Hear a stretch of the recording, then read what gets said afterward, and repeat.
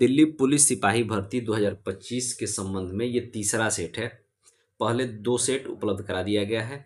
जो बच्चे उन सेटों को नहीं देखे हैं वो ज़रूर से ज़रूर देख लेंगे, क्योंकि उसमें काफ़ी इंपॉर्टेंट सवालों पर चर्चा की गई है।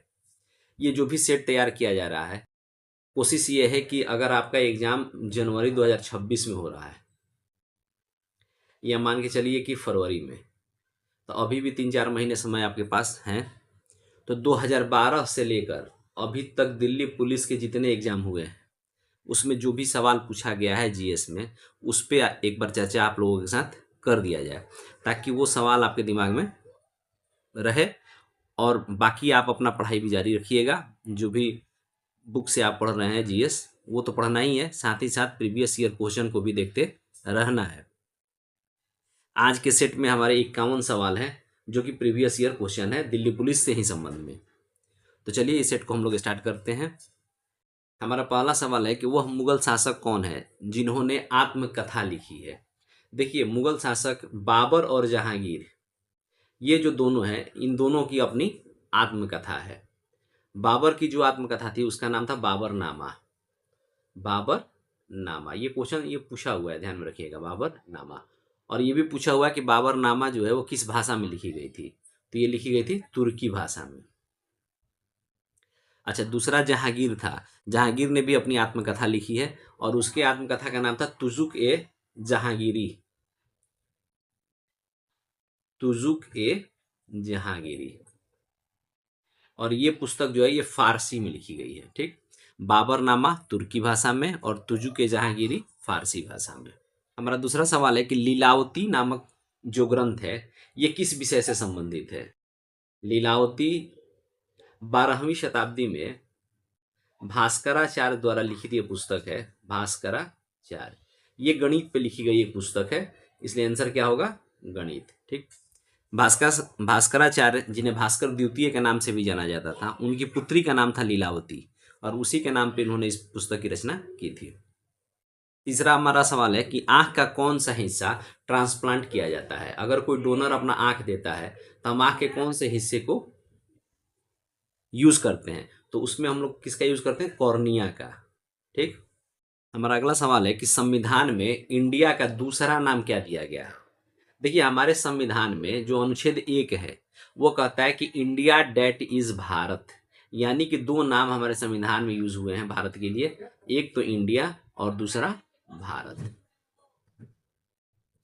तो हम आंसर क्या मारेंगे, थर्ड, भारत। देखिएगा, भारत वर्ष नहीं लिखा हुआ है, भारत है। हमारा अगला सवाल है कि मानव ने चंद्रमा पर पहला कदम कब रखा। देखिए, मानव ने चंद्रमा पर पहला कदम रखा था 1969 में, 1969। ये तारीख कौन सा था, 20 जुलाई। ये सवाल पूछा हुआ है, 20 जुलाई। अच्छा, उस व्यक्ति का नाम क्या था, नील आर्मस्ट्रॉन्ग। Neil Armstrong. अच्छा, वो जो मिशन था वो कौन था, अपोलो 11। अपोलो 11 जो यान था, इसी से ये लोग गए थे। 20 जुलाई 1969। पहला व्यक्ति कौन था, नील आर्मस्ट्रॉन्ग, इसको याद रखिएगा। हमारा अगला सवाल है कि दूध खट्टा होने पर कौन सा एसिड बनता है। देखिए, दूध खट्टा होने के बाद लैक्टिक एसिड, आंसर क्या होगा, लैक्टिक एसिड। अगला सवाल है कि सितारे का जो रंग है, यानी जो तारों का रंग है, वो किस चीज को दर्शाता है। तापमान को, पृथ्वी से दूरी, सूर्य से दूरी, इनमें से कोई नहीं। तो जो तारों का जो कलर होता है वो उसके तापमान को दर्शाता है। अगला सवाल है कि इंसोम्निया जो है ये बीमारी एक है, वो पूछ रहा है कि ये बीमारी है वो किससे संबंधित है। तो देखिए, ये जो बीमारी है इसमें लोगों को नींद नहीं आती है, यानी इसमें आंसर क्या मारेंगे, अनिद्रा। हमारा अगला सवाल है कि तरलीकृत पेट्रोलियम गैस, यानी कि एलपीजी। एलपीजी, देखिए, पहला तो इसका फुल फॉर्म भी आप याद रखिएगा, liquefied petroleum gas. Liquefied petroleum gas. अब पूछ रहा है कि इसमें जो मुख्य घटक हैं वो कौन सा है, तो इसमें जो मुख्य घटक होता है ब्यूटेन। देखिए, अगला सवाल है कि फेडरेशन कप जो है वो किस खेल से संबंधित है। फेडरेशन कप जो है ये है फुटबॉल से संबंधित। अच्छा, ये फेडरेशन कप जो है ये इसकी शुरुआत हुई थी 1977 में, यानी 1977 में। अच्छा, इसे एक मिला जुला नाम है, आप ध्यान रखिएगा। एक है फेड कप, एक होता है फेड कप। ये है फेडरेशन कप, वो होता है फेड कप। अब फेड कप जो है वो महिलाओं का जो टेनिस होता है उससे संबंधित है फेड कप। ये भी सवाल एग्जाम में पूछा हुआ है, तो दोनों ध्यान में रखिएगा। हमारा अगला सवाल है कि किस व्यक्ति के नाम पर भारतीय सिनेमा का सबसे बड़ा जो अवार्ड है वो दिया जाता है। देखिए, भारतीय सिनेमा का जो सबसे बड़ा अवार्ड है वो है दादा साहब फाल्के पुरस्कार। और ये जो है दादा साहब फाल्के जो थे, इन्होंने ही भारत में पहली बार फिल्म बनाई थी जिसका नाम था राजा हरिश्चंद्र। ठीक ना, ये भी ध्यान रखिएगा कि भारत का पहला फीचर फिल्म कौन सा है, राजा हरिश्चंद्र। और ये फिल्म बनाई गई थी 1913 में। अच्छा, ये जो फिल्म थी ये मूक फिल्म थी, यानी कि इस फिल्म में आवाज नहीं था। तो अगर आपसे सवाल ये भी पूछ दे कि भारत की ऐसी पहली फिल्म कौन थी जो बोलती हुई फिल्म थी, तो वो फिल्म थी आलम आरा। क्या नाम था उसका, आलम आरा। अच्छा, ये देखिए, ये फिल्म बना था 1931 में, यानी सेम यहाँ दोनों उल्टा हो जा रहा है। पहली फिल्म अगर पूछेगा तो राजा हरिश्चंद्र, और अगर पहला बोलती हुई फिल्म पूछेगा तो आलम आरा। तो राजा हरिश्चंद्र जो पहली फिल्म थी किसने बनाया था, दादा साहब फाल्के, और इन्हीं के नाम पे अवार्ड दिया जाता है। ठीक, जो भारतीय सिनेमा का सबसे बड़ा अवार्ड है। देखिए, हमारा अगला जो क्वेश्चन है वो है कि इनमें से कौन सा अभिनेता, ये जो 4 अभिनेताओं के नाम दिए गए हैं, जिसने चुनाव नहीं लड़ा है। तो देखिए, इसमें संजय दत्त जो है वो कोई चुनाव नहीं लड़े थे। बाकी अमिताभ बच्चन भी चुनाव लड़े हुए हैं, राज बब्बर भी, विनोद खन्ना भी, ये सब सांसद भी बने हैं, लेकिन संजय दत्त ने कोई चुनाव नहीं लड़ा है। देखिए, अगला सवाल है कि गांधी जी का जो चंपारण किसान आंदोलन था, ये आंदोलन किससे संबंधित है। देखिए, ये जो आंदोलन था ये वहाँ के जो नील की खेती करने वाले किसान थे उनकी समस्याओं को लेकर ये आंदोलन किया गया था। और ये गांधी जी का भारत में पहला आंदोलन था, चंपारण किसान आंदोलन। ये कहाँ हुआ था, बिहार में। और कब हुआ था, 1917। अच्छा, एक बड़ा फेमस क्वेश्चन है कि चंपारण आंदोलन में गांधी जी को शामिल करने के लिए बिहार के कौन नेता गांधी जी से मुलाकात किए थे। ये सवाल बीपीएससी में पूछा हुआ है। तो उनका नाम था राजकुमार शुक्ल। राजकुमार शुक्ल यही गांधी जी से मिलने गए थे, और उन्हें चंपारण में आकर इस आंदोलन का नेतृत्व करने के लिए इन्होंने ही गांधी जी को तैयार किया था। हमारा अगला सवाल है कि संगम साहित्य का संबंध जो है किस राज्य से है। देखिए, ये जो संगम साहित्य था इसका संबंध था तमिलनाडु से। हमारा अगला सवाल है कि टेस्ट क्रिकेट में सर्वाधिक शतक किसने लगाया। तो टेस्ट क्रिकेट में सर्वाधिक शतक लगाए हुए सचिन तेंदुलकर। उन्होंने कितना शतक लगाया है, 51। लेकिन अगर आपसे पूछ दे कि वनडे में सर्वाधिक शतक किसने लगाया, तो वनडे में सर्वाधिक शतक लगाए हैं विराट कोहली। वनडे में विराट कोहली और टेस्ट में सचिन तेंदुलकर। ये दोनों नाम ध्यान में रखिएगा। हमारा अगला सवाल है कि तोरा बोरा की पहाड़ियाँ कहाँ स्थित है। ये तोरा बोरा की पहाड़ियाँ ये है अफगानिस्तान में। देखिए, अगला सवाल है कि निम्नलिखित में से किस राज्य में सर्वाधिक शुद्ध सिंचित क्षेत्र है।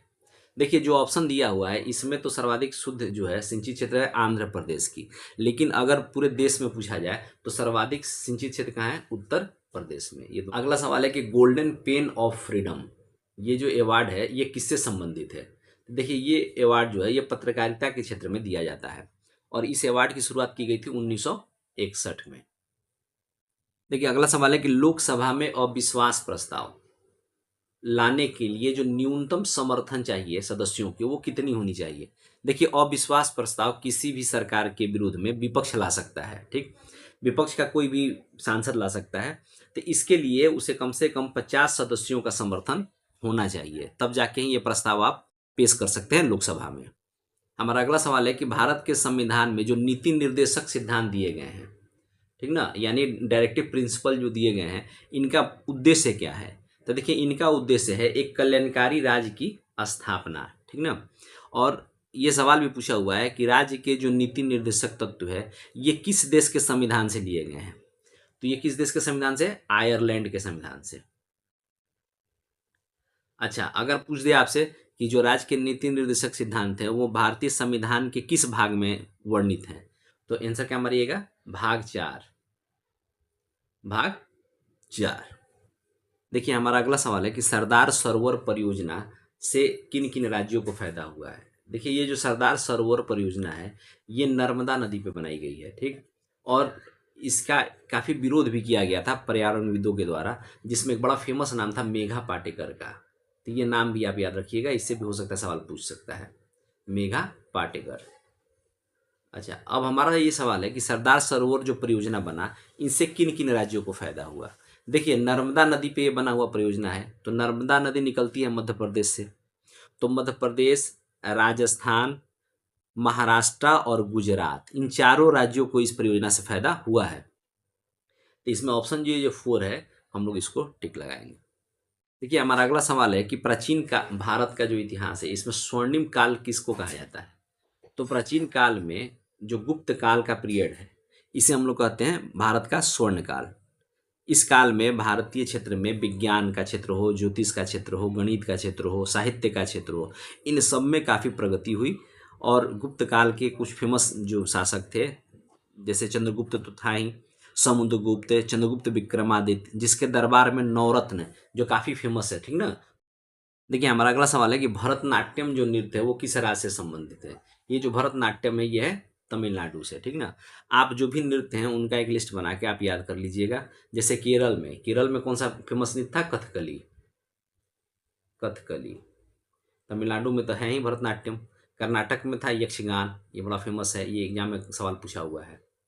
अच्छा, उसी तरह से आंध्र प्रदेश का एक बड़ा फेमस था कुचिपुड़ी। कुचिपुड़ी, तो ये सब आप याद रखिएगा।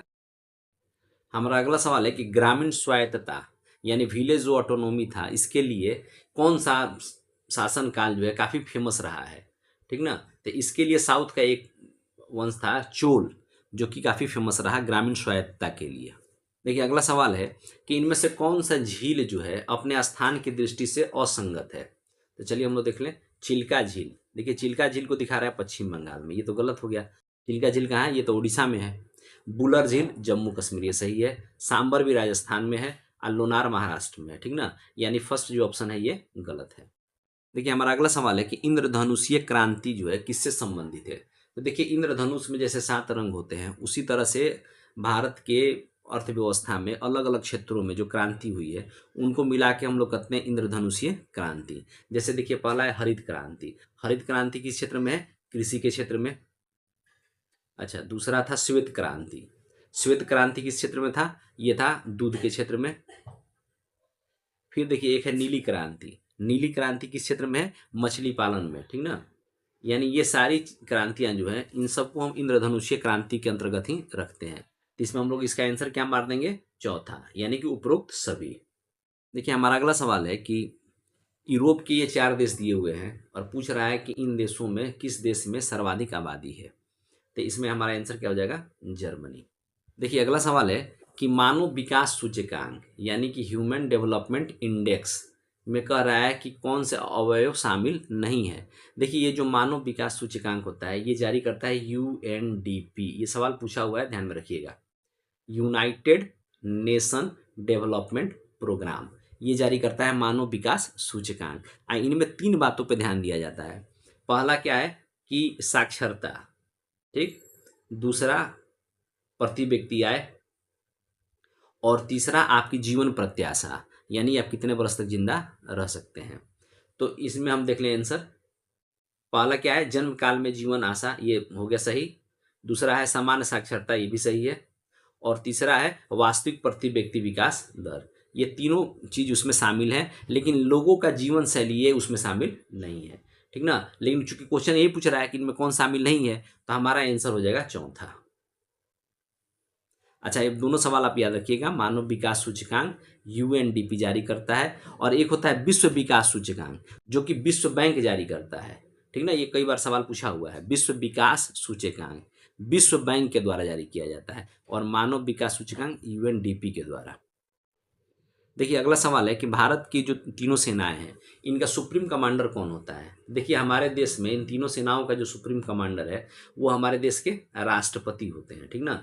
इसलिए आंसर क्या हो जाएगा, 2। देखिए, अगला सवाल है कि अनुच्छेद 356 यानी आर्टिकल 356 के द्वारा किसी भी राज्य में जब राष्ट्रपति शासन लागू किया जाता है तो राज्य का शासन कौन चलाता है। देखिए, अगर राष्ट्रपति शासन लागू हो गया तो राष्ट्रपति के प्रतिनिधि के रूप में उस राज्य में रहते हैं राज्यपाल, तो वही उस शासन को चलाते हैं। देखिए, अगला सवाल है कि भारत की राजभाषा क्या है।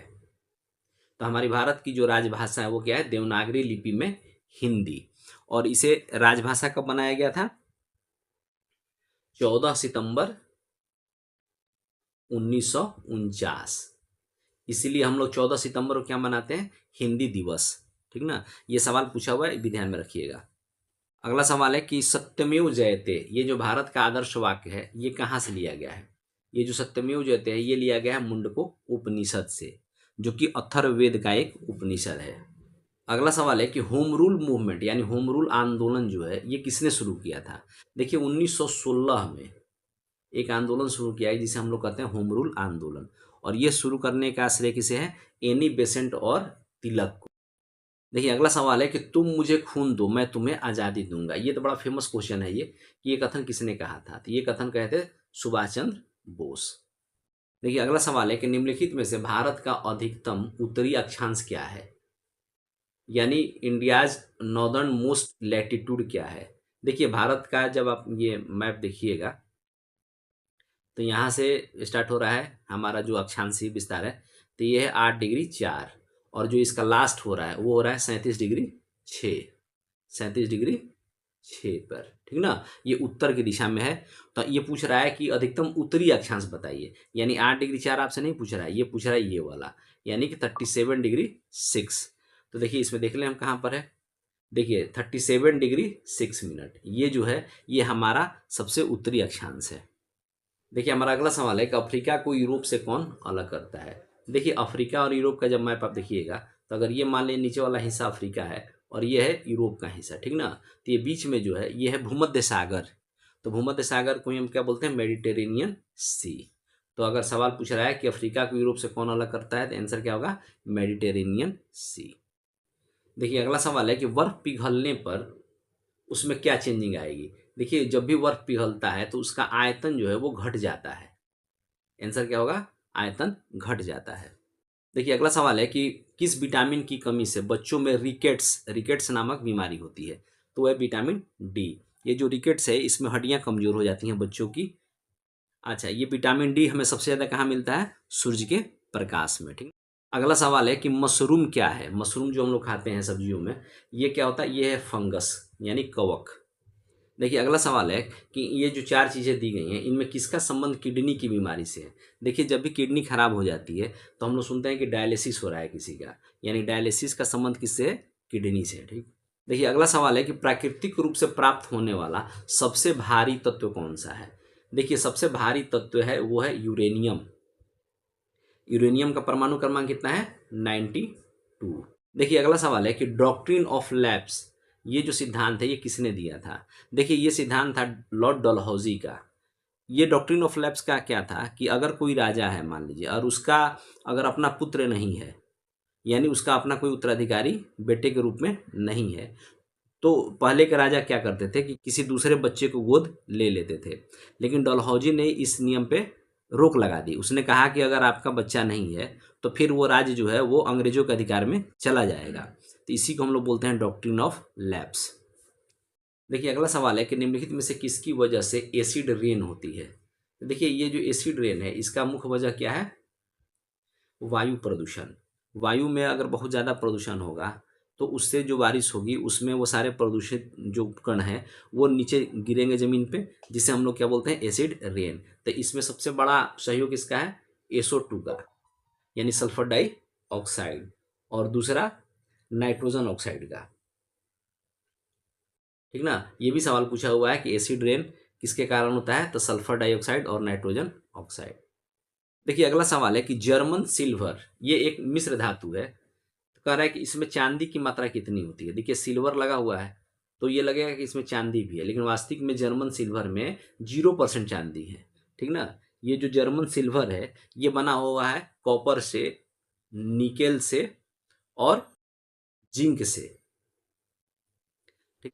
अच्छा अगला सवाल है कि भारत में सबसे पहले नोबेल पुरस्कार किसे मिला था? तो देखिए भारत में सबसे पहले नोबेल पुरस्कार मिला रविन्द्रनाथ टैगोर को। ये कब मिला था? 1913 में। अच्छा ये किस क्षेत्र में मिला था? साहित्य के क्षेत्र में। उनकी एक पुस्तक थी गीतांजलि, ठीक ना, उसी के लिए उन्हें एक पुरस्कार दिया गया था, गीतांजलि। देखिए हमारा अगला सवाल है कि राष्ट्रीय मानवाधिकार आयोग का अध्यक्ष कौन होता है? ये जो राष्ट्रीय मानवाधिकार आयोग है इसकी स्थापना की गई थी 1993 में। अच्छा, और इस आयोग का जो अध्यक्ष होता है वो भारत के सुप्रीम कोर्ट का कोई सेवानिवृत्त न्यायाधीश होता है, ठीक ना। यहाँ पे मुख्य न्यायाधीश दे दिया गया, ये गलत है, ठीक ना। यहाँ पर सुप्रीम कोर्ट का कोई भी रिटायर्ड जज राष्ट्रीय मानवाधिकार आयोग का अध्यक्ष हो सकता है। अभी वर्तमान में जो इसके अध्यक्ष हैं वो हैं बी राम सुब्रमण्यम, बी राम सुब्रमण्यम। अच्छा, इसके पहले जो अध्यक्ष बने हुए थे वो थे रंगनाथ मिश्रा। जब 1993 में इसका गठन हुआ तो इसके जो पहले अध्यक्ष थे राष्ट्रीय मानवाधिकार आयोग के वो थे रंगनाथ मिश्रा। ये क्वेश्चन भी पूछा हुआ है, आप ध्यान देखिए। हमारा अगला सवाल है कि नेल्सन मंडेला निम्नलिखित में से किसके विरुद्ध इन्होंने संघर्ष किया था। देखिए, ये जो नेल्सन मंडेला है ये किस देश से संबंधित है, दक्षिण अफ्रीका से। और दक्षिण अफ्रीका में एक समय गोरा और काला के बीच में काफ़ी विभेद था, यानी अंग्रेज और वहाँ के जो स्थानीय लोग थे जिनका रंग काला था, तो दोनों में काफ़ी ज़्यादा आपस में संघर्ष हो रहा था। यानी नेल्सन मंडेला ने रंग भेद के विरुद्ध में काफ़ी संघर्ष किया। इसके कारण उन्हें 27 बरस तक ये जेल में रहे। बाद में जब जेल से निकले फिर वहाँ चुनाव हुआ और बाद में ये दक्षिण अफ्रीका के राष्ट्रपति बने। अच्छा, नेल्सन मंडेला ऐसे व्यक्ति हैं जो नोबेल पुरस्कार भी इनको मिला हुआ है और हम लोग के देश का भारत रत्न भी इनको दिया गया है। देखिए, अगला सवाल है कि नर्मदा नदी निम्नलिखित में से कहाँ से शुरू होती है, यानी इसका उद्गम कहाँ है। तो देखिए, नर्मदा नदी का उद्गम है अमरकंटक, और ये अमरकंटक जो है ये मध्य प्रदेश में है। अच्छा, एक क्वेश्चन और ध्यान में रखिएगा लोग कि मध्य भारत में दो नदियां हैं, एक नर्मदा और एक ताप्ती, ठीक ना, जो कि पूर्व से पश्चिम की ओर बहती हैं। ये बड़ा फेमस क्वेश्चन है, ये पूछा हुआ सवाल है, ठीक ना, कि पूर्व से पश्चिम की ओर बहने वाली मध्य भारत की कोई दो नदी का नाम बताएं। तो एक है नर्मदा और दूसरा है ताप्ती। इनके बीच में ही एक जंगल है, सतपुड़ा के जंगल। ये यूपी पीसीएस का क्वेश्चन हुआ है कि सतपुड़ा के जंगल जो है वो किन दो नदियों के बीच स्थित है। तो आंसर क्या मारेंगे, नर्मदा और ताप्ती। हमारा अगला सवाल है कि जालियांवाला बाग हत्याकांड का जो जिम्मेवार व्यक्ति था माइकल ओ डायर, इसकी हत्या किसने की। देखिए, भारत के इतिहास में एक बड़ा फेमस घटना हुआ था 13 अप्रैल 1919।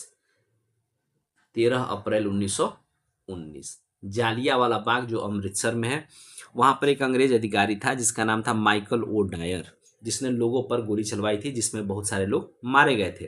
तो इस घटना का जो मुख्य अभियुक्त था माइकल ओ डायर, इसकी हत्या एक उधम सिंह नाम के एक सिख सरदार जो थे, इन्होंने उसे 1940 में इंग्लैंड में जाके इन्होंने उसे गोली मार दी थी। ठीक, देखिए, एक पुस्तक पूछा हुआ है कि टेस्ट ऑफ माई लाइफ, यह पुस्तक किसकी है। देखिए, ये चूंकि पुराना सेट है इसलिए ये फेमस उस समय का पुस्तक था, तो ये पूछा हुआ है। उसी तरह से अब आज के डेट में जो सबसे नई पुस्तकें आती होंगी, जो फेमस राइटर हैं उनकी बुक है, उनको आप याद रखिएगा, क्योंकि हो सकता है उससे सवाल आपसे पूछ दे। तो देखिए, ये जो टेस्ट ऑफ माई लाइफ है, ये पूरे पुस्तक का जो नाम था test of my life from cricket to cancer and back, ये पुस्तक जो है ये युवराज सिंह की पुस्तक है। इस प्रकार ये 50 क्वेश्चन का एक सेट है जो प्रीवियस ईयर में पूछे गए सवाल थे। तो इन्हें आप बहुत अच्छे से देखिए और अपने कॉपी में नोट भी कर लीजिएगा। और जो एक सवाल से संबंधित और सवाल आपको बताया जा रहा है वो सवाल भी कहीं ना कहीं किसी एग्जाम में पूछा हुआ है। तो आप इस बात को भी ध्यान में रखिएगा कि अगर आप 50 का सेट देख रहे हैं तो कम से कम आपका 100-150 सवाल तैयार हो गया है। तो उन सवालों को भी आप अपने कॉपी में जरूर से जरूर नोट कर लीजिएगा। साथ ही साथ अगर इस YouTube चैनल से आप जुड़े हुए हैं तो इसके शॉर्ट्स में डेली जो है कुछ ना कुछ करंट अफेयर्स है या जीके के सवाल जो है आपको दिया जाता है। साथ ही साथ पोस्ट में भी कई सारे सवाल डाल दिए जाते हैं, उन्हें भी आप हमेशा देखते रहिएगा और उन्हें अपने कॉपी में नोट करके याद कीजिए और इस तरह से अपनी तैयारी को जो है जारी रखिए। जो बेस बुक है उन्हें तो आपको पढ़ना ही है, साथ ही साथ इन सब क्वेश्चनों को भी आप देखते रहिए, क्योंकि बहुत सारे सवाल जो है रिपीट होते हैं। चलिए, थैंक यू।